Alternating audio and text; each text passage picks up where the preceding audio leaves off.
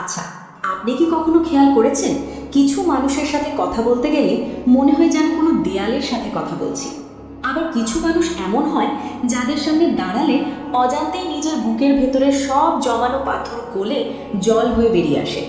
এটা কেন হয় জানেন? বিশেষ করে আমাদের সমাজে একজন বিবাহিত মেয়ে, যার কাঁধে হাজারটা দায়িত্ব, যার পিঠে সমাজের নানান নিয়মকানুনের বোঝা, সে কিন্তু চাইলেই হুট করে কাউকে নিজের মনের কথা বলে না। সে ভয় পায়, সে ভাবে আমাকে কেউ বুঝবে তো। কিন্তু বিশ্বাস করুন, মাত্র কয়েকটা সাধারণ কথা, কোনো মন্ত্র নয়, কোনো জাদু নয়, শুধুমাত্র 3টি বাক্য যদি সঠিক সময় সঠিক অনুভূতি দিয়ে বলা যায়, তাহলে সেই পাথরের মতো শক্ত মানুষটাও মোমের মতো গলে যায়। আজকের ভিডিওতে আমরা সেই 3টি জাদুকরী কথার ব্যাপারেই জানবো, যা সম্পর্কের মোড় ঘুরিয়ে দিতে পারে। বন্ধুরা, আশা করি আপনারা সবাই খুব ভালো আছেন। দেখুন, মানুষের মন একটা অদ্ভুত জায়গা, আর সেটা যদি হয় একজন নারীর মন, তবে তো কথাই নেই। সেখানে হাজারো আবেগের খেলা চলে প্রতিনিয়ত। আজকের আলোচনাটা কিন্তু শুধু শোনার জন্য নয়, এটা অনুভব করার জন্য। আমরা মানুষের মনের এমন কিছু গোপন দরজার চাবি খুঁজবো, যা সচরাচর কেউ খেয়াল করে না। তবে মূল কথায় যাওয়ার আগে একটা ছোট্ট অনুরোধ, আপনারা যারা এখনো আমাদের এই পরিবারের সদস্য হননি, তারা চট করে ভিডিওটাতে একটা লাইক দিয়ে দিন, কারণ আপনার একটা লাইক আমাকে পরবর্তী ভিডিও বানাতে অনেক বেশি উৎসাহ দেয়। আর হ্যাঁ, যারা নতুন দেখছেন তারা অবশ্যই সাবস্ক্রাইব করে বেল আইকনটি চেপে দিন, যাতে আমাদের এই আড্ডাগুলো আপনি মিস না করেন। দেখুন, আমাদের চারপাশে এমন অনেক সম্পর্ক আছে যেগুলো শুধু কথা না বলার কারণে বা ভুল বোঝার কারণে নষ্ট হয়ে যায়। বিশেষ করে একটা মেয়ে যখন সংসার জীবনে প্রবেশ করে, তখন তার জগৎটা অনেক বদলে যায়। তার হাসি, কান্না, রাগ, অভিমান সব কিছুর ধরন পাল্টে যায়। ইউটিউব বা ফেসবুকে আপনারা হয়তো অনেক ভিডিও দেখেছেন, যেমন মেয়েদের মন বোঝার সহজ উপায় বা এই ধরনের বিষয় নিয়ে। কিন্তু আজকে আমি আপনাদের কোনো বইয়ের ভাষা বলবো না, একদম বাস্তব জীবনের অভিজ্ঞতা থেকে বলবো। একজন বিবাহিত মেয়ে, সে হতে পারে আপনার স্ত্রী, আপনার বন্ধু, কিংবা আপনার কাছের কেউ। সে আসলে কি চায়? সে চায় নিরাপত্তা। সে চায় এমন একটা জায়গা যেখানে সে নিজেকে উজাড় করে দিতে পারে। আসুন ধাপে ধাপে সেই 3টি কথার গভীরে যায়, যা একজন নারীর মনের তালা খুলে দিতে পারে। প্রথম কথা, বলো আমি তোমার কথা মন দিয়ে শুনছি। এই যে ছোট্ট একটা বাক্য, আমি শুনছি, এর শক্তি কতখানি সেটা কি আমরা কল্পনা করতে পারি? একজন বিবাহিত মেয়ের সারা দিন কাটে হাজারো মানুষের কথা শুনতে শুনতে। শাশুড়ি কি বলল, স্বামী কি চাইছে, সন্তানের কি আবদার, আত্মীয় স্বজনদের কি প্রত্যাশা, এসব শুনতে শুনতে সে ভুলেই যায় যে তার নিজেরও কিছু বলার ছিল। তার নিজেরও কিছু গল্প ছিল, কিছু অভিযোগ ছিল, কিংবা স্রেফ আকাশ বাতাস নিয়ে কিছু অর্থহীন কথা বলার ছিল। যখন দিনের শেষে বা কোনো এক অলস দুপুরে কেউ তার চোখের দিকে তাকিয়ে শান্ত গলায় বলে, তুমি বলো, আমি তোমার কথা মন দিয়ে শুনছি, আমার কোনো তাড়া নেই, তখন তার ভেতরে একটা অদ্ভুত প্রশান্তি কাজ করে। এটা শুধু একটা বাক্য নয়, এটা তার কাছে একটা অক্সিজেনের মতো। সে তখন অনুভব করে, আচ্ছা, তাহলে আমিও গুরুত্বপূর্ণ, আমার কথারও মূল্য আছে। অধিকাংশ সময় আমরা কি করি? কেউ যখন কথা বলতে আসে, আমরা হয়তো মোবাইল ঘাঁটতে ঘাঁটতে হু হ্যাঁ করি, অথবা তার কথা শেষ না হতেই নিজের উপদেশ দেওয়া শুরু করি, আরে এটা তো এমন না, অমন করা উচিত ছিল। এই যে মাঝপথে থামিয়ে দেওয়া, এটা তাকে আবার তার খোলসের মধ্যে ঢুকিয়ে দেয়। কিন্তু যখন আপনি তাকে আশ্বাস দেন যে আপনি শুধু শুনবেন, বিচার করবেন না, তখন সে নিরাপদ বোধ করে। এই নিরাপত্তার বোধ থেকেই শুরু হয় নারীর মন জয় করার কৌশল। আসলে কৌশল বলে কিছু নেই, পুরোটাই মনোযোগ। সে তখন ধীরে ধীরে তার সারাদিনের ক্লান্তি, ছোটখাটো অপমান, কিংবা মনের কোণে জমে থাকা অনেক পুরনো কোনো কষ্টের কথা বলতে শুরু করে। সে হয়তো এমন কিছু বলে ফেলে যা সে নিজেও জানতো না যে তার ভেতরে জমে আছে। কান্না পেলে সে কাঁদে, হাসলে হাসে, কারণ সে জানে তার সামনের মানুষটা এখন শুধু তার জন্যই বসে আছে। এই যে আমি শুনছি, এটা তাকে বোঝায় যে সে একা নয়। তার এই একাকিত্ব দূর করার জন্য এই কথা যার কোনো বিকল্প নেই। দ্বিতীয় কথা, ভয় পেও না, এই কথা আমাদের মধ্যেই থাকবে। এবার আসে দ্বিতীয় এবং খুব গুরুত্বপূর্ণ পয়েন্টে। একজন বিবাহিত নারীর জীবনে সবচেয়ে বড় ভয়ের নাম হলো কথা ছড়িয়ে পড়া। সে জানে তার একটা ভুল কথা, একটা বিফাস মন্তব্য তার সংসার জীবনে বড় ঝড় তুলে দিতে পারে। সমাজ তাকে সব সময় একটা আতশ কাচের নিচে রাখে।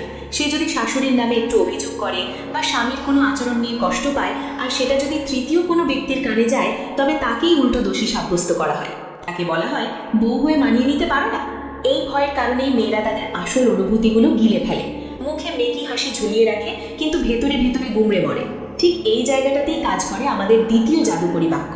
তোমাকে কথা দিচ্ছি, এটা তুমি আমাকে যা বলছো তা কোনোদিন কেউ জানবে না। দেয়ালেরও কান আছে, কিন্তু আমার নেই। যখন সে এই কনফিডেন্সটা পায়, এই বিশ্বাসটা পায় যে তার কথাগুলো লিক হবে না, তখন সে তার ভিতরের আসল মানুষটাকে বের করে আনে। এটাকে আপনি বউয়ের মন পাওয়ার উপায় হিসেবেও দেখতে পারেন, কিন্তু আমি বলবো এটা হলো বিশ্বাস অর্জনের উপায়।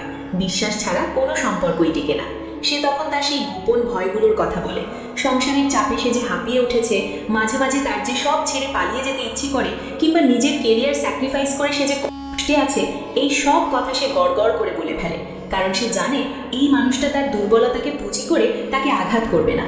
এই মানুষটা তার কষ্টের কথাগুলো চায়ের টেবিলে অন্য কারোর সাথে হাসি হাসি করবে না। গোপনীয়তার এই নিশ্চয়তা তাকে মানসিকভাবে একটা শক্ত মাটি দেয়। সে মনে করে, যা, পৃথিবীতে অন্তত একটা জায়গা তো আছে যেখানে আমাকে অভিনয় করতে হয় না। আর একবার যখন সে এই কমফর্ট জোনটা পেয়ে যায়, তখন সে আপনাকে তার জীবনের এমন সব চ্যাপ্টার পড়ে শোনাবে যা সে হয়তো ডায়েরির পাতাতেও লিখতে সাহস পায়নি। সে তার অতীতের ভুল, বর্তমানের হতাশা এবং ভবিষ্যতের অনিশ্চয়তা নিয়ে খোলাখুলি আলোচনা করবে। মনে রাখবেন, মানুষ তখনই সত্য কথা বলে যখন সে জানে সত্য বলার জন্য তাকে শাস্তি পেতে হবে না। তৃতীয় কথা, তোমার কষ্টটা আমি বুঝতে পারছি। সবশেষে যে কথাটা মানুষের হৃদয়ের একদম গভীরে গিয়ে আঘাত করে, সেটা হলো সহমর্মিতা বা এমপ্যাথি। তোমার কষ্টটা আমি বুঝতে পারছি, এই কথাটা শোনার জন্য মানুষের কান সারা জীবন তৃষ্ণার্ত থাকে। একজন বিবাহিত মেয়ে যখন তার কষ্টের কথা বলে, তখন বেশিরভাগ মানুষ তাকে কি বলে জানেন? তারা বলে, আরে সবারই এমন হয়, একটু মানিয়ে নাও, এটা কোনো ব্যাপার না, তুমি বেশি চিন্তা করছো। এই কথাগুলো তার কষ্টকে অপমান করে। তাকে বুঝিয়ে দেওয়া হয় যে তার অনুভূতির কোনো দাম নেই, সে হয়তো অকারণেই ন্যাকামি করছে। এতে সে আরও গুটিয়ে যায়। কিন্তু যখন কেউ তার চোখের দিকে তাকিয়ে খুব আন্তরিকভাবে বলে, আমি বুঝতে পারছি তোমার উপর দিয়ে কী ঝড়টা যাচ্ছে, তোমার জায়গায় আমি থাকলে হয়তো আমারও এমন লাগতো, তখন সে আর নিজেকে ধরে রাখতে পারে না। তার মনে হয়, অবশেষে অবশেষে কেউ একজন আমাকে বুঝতে পারলো, কেউ একজন আমাকে পাগল বা অবুঝ ভাবলো না। এই যে তার অনুভূতিটাকে স্বীকৃতি দেওয়া, এটা তাকে একটা বিশাল মানসিক শক্তি দেয়। সে তখন তার রাগের কারণগুলো ব্যাখ্যা করে, তার অভিমানের জায়গাগুলো পরিষ্কার করে। আপনারা হয়তো ইউটিউবে অনেক সময় মেয়েদের বশ করার মন্ত্র বা এই জাতীয় চটকদার টাইটেল দেখেন, কিন্তু বিশ্বাস করুন, কাউকে বশ করার বা আপন করার আসল মন্ত্র হলো তার কষ্টটাকে নিজের কষ্ট বলে অনুভব করা। যখন আপনি তার কষ্টটা বুঝবেন, তখন সে আপনাকে তার সবচেয়ে আপন ভাববে। সে তখন লুকোছাপা বন্ধ করে দেবে, সে তার দুর্বলতাগুলো আপনার সামনে মেলে ধরবে, কারণ সে জানে আপনি তাকে জাজ করবেন না। সে হয়তো বলবে, জানো, আমি আসলে খুব একা অনুভব করি, অথবা আমার খুব ভয় করে ভবিষ্যৎ নিয়ে। এই কথাগুলো সে অন্য কাউকে বলতে পারতো না, কারণ অন্যরা হয়তো হাসতো বা জ্ঞান দিত, কিন্তু আপনার এই বুঝতে পারার আশ্বাস তাকে আশ্বস্ত করেছে। এই তিনটি কথার কম্বিনেশন বা মিশ্রণ যদি আপনি ঠিকঠাক প্রয়োগ করতে পারেন, তবে দেখবেন মানুষটা কেমন বদলে গেছে। সে আর চুপচাপ নেই, সে আর গম্ভীর হয়ে নেই, সে আপনার সাথে কথা বলছে, হাসছে, এবং সবচেয়ে বড় কথা, সে আপনার উপর নির্ভর করছে। তবে এখানে একটা খুব গুরুত্বপূর্ণ সতর্কবার্তা আছে। আমি যা বললাম, এগুলো কোনো চালবাজি বা ধোঁকাবাজি করার জন্য ব্যবহার করবেন না। কারো বিশ্বাস নিয়ে খেলা করবেন না, কারণ বিশ্বাস কাঁচের মতো, একবার ভেঙে গেলে আর জোড়া লাগে না। এই কথাগুলো তখনই বলবেন যখন আপনি সত্যিই তার কথা শুনতে চান, তার কথা গোপন রাখতে চান এবং তার কষ্ট বুঝতে চান। যদি আপনার উদ্দেশ্য সৎ না হয়, তবে এই টেকনিকগুলো কাজ তো করবেই না, বরং উল্টো বিপদ ডেকে আনবে। আমাদের সমাজে মেয়েদের ওপর মানসিক চাপ অনেক বেশি থাকে। তারা সবসময় একটা পারফেক্ট বউ, পারফেক্ট মা বা পারফেক্ট মেয়ে হওয়ার ইঁদুর দৌড়ে থাকে। এই দৌড়ে তারা নিজেদের সত্তাটাকে হারিয়ে ফেলে। আমাদের দায়িত্ব হলো তাদের সেই হারিয়ে যাওয়া সত্তাটাকে খুঁজে পেতে সাহায্য করা, তাদের একটু স্পেস দেওয়া, একটু সম্মান দেওয়া। আমরা যদি আমাদের আশেপাশের মানুষগুলোর সাথে, বিশেষ করে বাড়ির মেয়েদের সাথে এই সহজ ভাষায়, সহজ মনে কথা বলি, তবে অনেক জটিল সমস্যা খুব সহজেই মিটে যায়। সংসার সুখের হয়, সম্পর্ক গভীর হয়। আসলে সুখী হতে খুব বেশি কিছুর প্রয়োজন হয় না, শুধু প্রয়োজন একটু বোঝাপড়া আর অনেকটা বিশ্বাস। তাই আজ থেকেই প্র্যাকটিস শুরু করুন। আপনার কাছের মানুষটি যখন কিছু বলতে আসবে, তখন মোবাইলটা রেখে দিন, টিভির সাউন্ড কমিয়ে দিন, তার চোখের দিকে তাকান, তারপর বলুন, বলো, আমি শুনছি। দেখুন, ম্যাজিকটা নিজের চোখেই দেখতে পাবেন। সে হয়তো প্রথমে অবাক হবে, ভাবে হঠাৎ কি হলো, কিন্তু ধৈর্য ধরুন, ধীরে ধীরে সে খুলবে। ফুলের কলি যেমন সূর্যের আলো পেলে ধীরে ধীরে ফোটে, মানুষের মনও ভালোবাসার উত্তাপ পেলে ঠিক সেভাবেই ফুটে ওঠে। আর হ্যাঁ, এই বিষয়গুলো কিন্তু একদিনে হয় না, এটা একটা চর্চার বিষয়। ধৈর্য ধরে আপনাকে পাশে থাকতে হবে।